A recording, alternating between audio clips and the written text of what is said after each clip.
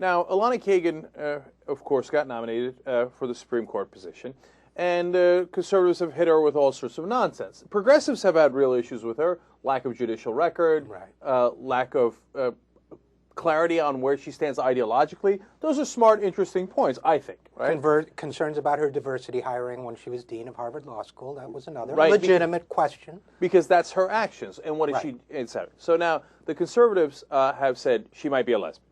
So that's been their main line of attack. And she played softball once, so come on. Oh, there you go. Well, come on, it's so obvious, right? Get her in a Pendleton shirt, and I'd say it's a case closed. So they've had these absurd lines of attack, but let's be fair to the Republicans. They've come up with a new line of attack. It's led by Pat Buchanan. Not that she might be a secret lesbian. The problem is she's a Jew. Oh, that's good. So here, I'll give you the exact quote. Here's what MSNBC contributor Pat Buchanan said. Indeed, of the last 7 justices nominated by Democrats, JFK, LBJ, Bill Clinton, and Barack Obama, 1 was black, Thurgood Marshall, 1 was Puerto Rican, Sonia Sotomayor. The other 5 were Jews: Arthur Goldberg, Abe Fortas, Ruth Bader Ginsburg, Stephen Breyer, and Elana Kagan. If Kagan is confirmed, Jews who represent less than 2% of the U.S. population will have 33% of the Supreme Court seats.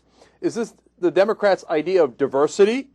But while leaders in the black community may be upset, the folks who look more like the real targets of liberal bias are white Protestants and Catholics, who still constitute well over half of the U.S. population.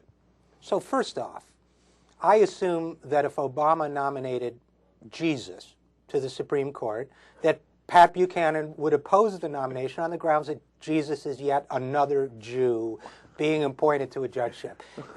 That's number one. Number two is, I think Pat Buchanan, and this is not an ad hominem attack on Pat Buchanan, who says some interesting things sometimes.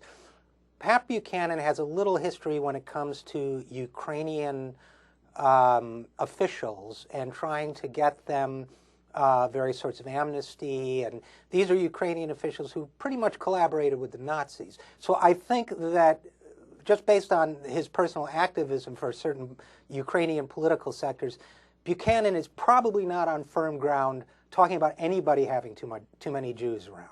And furthermore, we covered an article of Pat Buchanan's when he wrote that the World War II was not Hitler's fault, that the Allies prodded him into the war, and that the poor guy just got sucked into it, and then he had to kill all those Jews. What could he do? Mel Brooks did an interview when he made the movie The Producers for Playboy. It's hilarious. You should look it up sometime. One of the things he said is that Hitler was misunderstood, that he could sing better than Churchill, he could dance better than Churchill, and he could paint a whole apartment in an hour, 2 coats.